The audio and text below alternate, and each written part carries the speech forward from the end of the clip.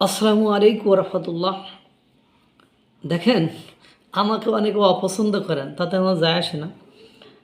কিন্তু আমি সবসময় চেষ্টা করি যে অথেন্টিক কোনো কিছু করতে। আমি অত বেশি আবেগী না, মানে আবেগ আমার ভিতরে একটু কম কাজ করে। এবং আমি একটা জিনিস বললেই লম্পঝম্প করি না। সবসময় চেষ্টা করি সত্যটা বলতে। যদি স্লিপ অফ টাং হয়ে যায় বা বড় ধরনের কোনো ব্লান্ডার হয়ে যায়, তাহলে আমার ক্ষমা চাইতেও আপত্তি থাকে না। কিন্তু আশা করি ওই ধরনের বড় কোনো মিস্টেক হয় না। তারপরেও টু আর ইজ হিউম্যান, ভুল করা মানুষের স্বভাব, এটা হয়ে যেতে পারে। যাই হোক, যে কথা আমি বলতে চাচ্ছি যে তিস্তা মহাপরিকল্পনা বা মহাপ্রকল্প যখন মানে পরিবেশ উপদেষ্টা রেজওয়ানা হাসান এটা নিয়ে গেলেন এবং চীনের সাথে মিলে এই মহাপ্রকল্প বাস্তবায়ন করবেন, 6,000 কত কোটি টাকা যেন তাদের কাছে সহায়তা চেয়েছিল।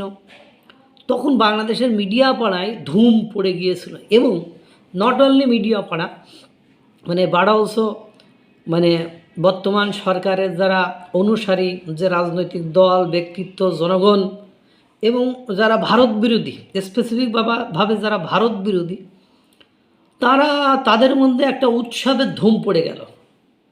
সে উৎসবের এইবার ভারতরে ডুবাইয়ে মারবো, এইবার ভারত বুঝবো ঠেলা, এইবার চীন আর বাংলাদেশ মিলে ভারতরে নাজেহাল করে ফেলবো, ইত্যাদি ইত্যাদি ইত্যাদি। তো তখন আমি গেস করতে পারি, কারণ আমি তো রাষ্ট্রবিজ্ঞানের ছাত্র ছিলাম, আমি মোটামুটি পড়াশোনা করেছি। যে পড়াশোনা করি না তা তো না। তা আমি দেখেছি যে চীন হলো সবসময় প্রফিটেবল, পলিসিতে বিশ্বাসী। ও সবসময় লাভ যেখানে লাভ সেখানে চীন, যেখানে লাভ নেই সেখানে চীন নেই। আর সঙ্গত কারণেই চীন এখন জিওগ্রাফিক্যালি ইন্দো প্যাসিফিক অঞ্চলে, অর্থাৎ দক্ষিণ এশিয়া মহাদেশের এমন জায়গায় অবস্থিত ভৌগোলিকভাবে, কোনো কারণে সে যদি ভারতের সাথে ডিরেক্টলি শত্রুতা বাঁধিয়ে ফেলে, তাহলে চীনকে বড়সড় আপনার মাসুল দিতে হবে, অর্থাৎ বড়সড় বিষয় খোয়াতে হবে। তাকে অনেক কি বলা যায় এখানে, তাকে অনেক বিপদের ভিতরে পড়তে হতে পারে।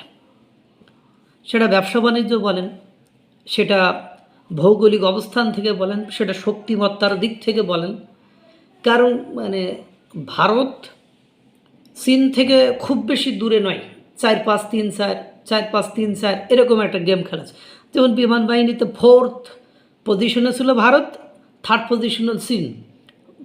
ভারত চীনকে 3rd পজিশন থেকে সরিয়ে ভারত সে জায়গাটা নিয়েছে, আর চীন 4th 4th পজিশনে চলে এসেছে। এভরি সেক্টর, সেটা সামরিক হতে পারে, সে আপনার নিরাপত্তা হতে পারে, সে অর্থনীতি হতে পারে, এরকম তাদের ভেতরে যে ডিফারেন্সেস বা পার্থক্যটা ঠিক ওই জায়গায় যে আটকে আছে। এখন চীন খুব ব্যালেন্স করে আপনার ব্যবসা বাণিজ্য করে। চীন খুব সহজে তারা লুজার হবে বা লস করবে এরকম ফাংশনে তারা হাত দেয় না।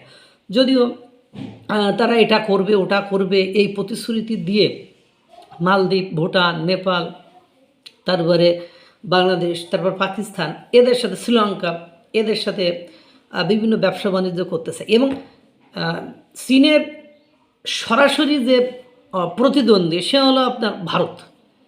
কারণ চীন ফেল করলে ভারত সেখানে উইন করে, ভারত যদি কোনো কারণে একটু লুজার হয়ে যায় চীন সেখানে উইন করে। এই সিচুয়েশনটাই আপনার ভারত এবং চীনের মধ্যে চলে। এখন এই তিস্তা মহাপ্রকল্প নিয়ে আমাদের পরিবেশ ও বন উপদেষ্টা রেজওয়ানা হাসান বলেছিলেন যে 2026 সালের 1 জানুয়ারি থেকে, অর্থাৎ জানুয়ারি থেকে কাজ শুরু হবে, 1 জানুয়ারি থেকে এর কাজ শুরু হবে। সে নাচানাচি গাওয়াগাবির ঠেলাঠেলির কোনো শেষ ছিল না। এবং ভারতকে মনে করেন ওই সময় অনেক মজা টজা দেখাবে। এইবার ভারত বুঝবে ঠেলা, জ্বালা আকারে কয়, হ্যাঁ, চীন আর বাংলাদেশ মিলে তিস্তা মহাপ্রকল্প করে একেবারে মানে অন্যরকম ব্যাপার স্যাপার ইত্যাদি ইত্যাদি ইত্যাদি।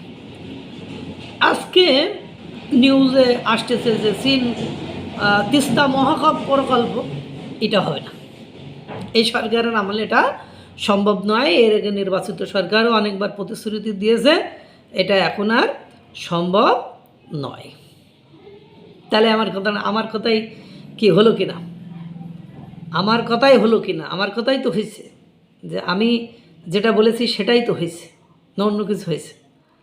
তা বাস্তবতা ঠিক ওরকমই। এই তিস্তা মহাপ্রকল্প যতবার করতে যাবেন ততবার দেখবেন হয় আপনি একমাত্র ভারতের সাথে করতে পারবেন, আদারওয়াইজ ভারত আর চীন সম্মিলিতভাবে হয়তো দুটোরে নিয়ে করতে পারেন, তাছাড়া আপনি একা তো করতে পারবেন না, সেই সক্ষমতা হয়তো বা বাংলাদেশের নেই, সেই সক্ষমতা থাকবে না বা নেই। আপনি যদি করতে চান তাহলে আপনার ভারতকে নিয়ে তারপর করতে হবে, হয় আপনি জোট আকারে করবেন, নাহলে ভারতকে নিয়ে করবেন, না হলে আপনাকে চীন আর ভারতকে সহ করতে হবে। আদারওয়াইজ এটা শুধু আষাঢ়ে গল্প, আজগুবি গল্প ছাড়া আর কিছুই নয়। আল্লাহ তাআলা সকলকে ভালো রাখুক, সুস্থ রাখুক। আসসালামু আলাইকুম ওয়া রাহমাতুল্লাহ।